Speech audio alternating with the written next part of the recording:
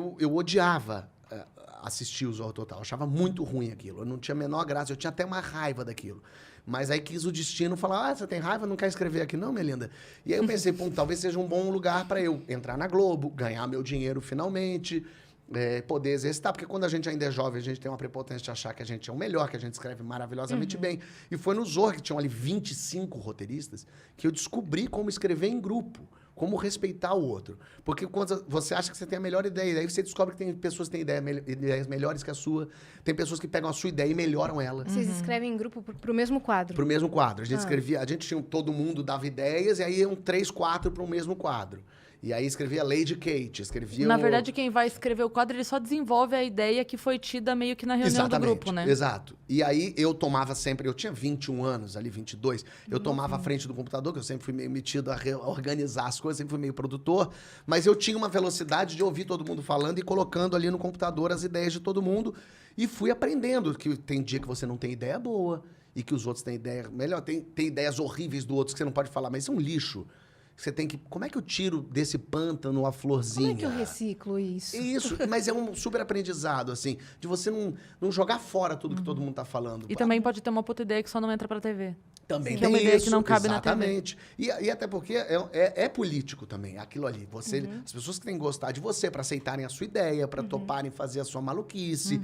E aí eu contando isso, eu sempre contei muita história, sempre falei assim. E o meu chefe era o Cláudio Torres Gonzaga, ele era o redator final do Zorra Total. E eu lembro desse dia que ele falou, isso foi, sei lá, setembro, ele falou, Fábio, vai voltar o Comédia em Pé, sabe o que é isso? Eu falei, não faço ideia, ele é um grupo de stand-up, sabe o que é isso? Eu falei, não sei o que é isso. Aí ele me explicou mais ou menos o que era o stand-up, você conta, não tem personagem, é você falando. E eu falei, eu acho que eu já escrevi um negócio assim, vou te trazer amanhã.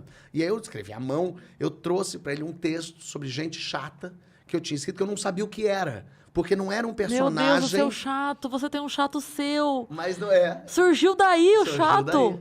E aí eu tinha esse texto que eu não sabia o que era. Eu falei pra ele, vê se é isso. Ele leu e falou, isso é stand-up.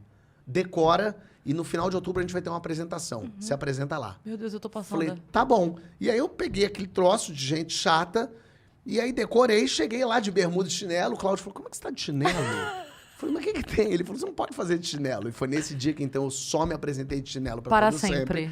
E aí eu fiz a apresentação ali.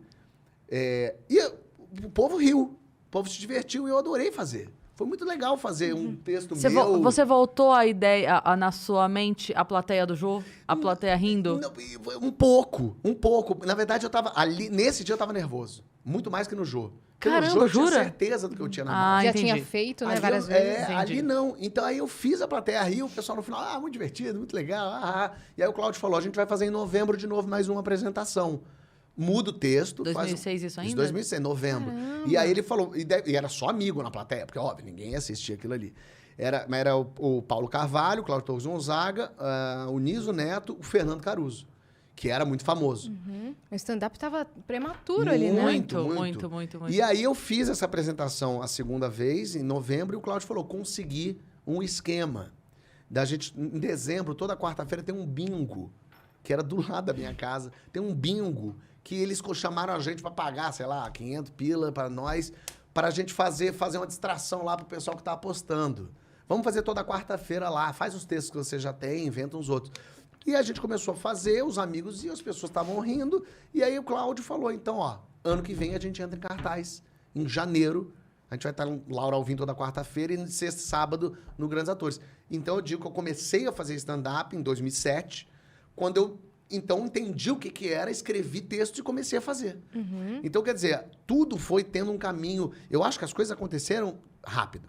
Mas no passo a passo, degrau por degrau, sabe assim? Não pulou nenhum na degrau. escola, eu fiz uma peça que ninguém foi assistir, mas que era nossa. Me chamaram pra escrever, eu comecei a escrever no Zorra, eu conheci gente, eu fui fazer stand-up. Aí foi me chamando pra fazer outras coisas. Aí eu conheci o Cláudio, me apresentou o Bruno Mazeu, o Bruno virou um amigão. Aí o Bruno me chamava pra fazer umas coisas que eu não podia assinar, porque eu não podia estar em outro canal. Eu fingia, mas trabalhava com ele, fui escrever cilada. Nossa. E aí eu comecei a andar, e aí comecei a ficar, me conhecer as pessoas, que era o meu plano quando a Globo me chamou. O chefe falou, vem escrever o Zorra Total, o meu plano era, eu fico lá um pouquinho pra eu conhecer gente e ir embora correndo. Eu acho que até fiquei uns 4 anos no Zorra Total. Mas foi-me embora já com conhecidos e já pensando em quadro, e já escrevendo, e não parando de criar, de escrever, de fazer coisa.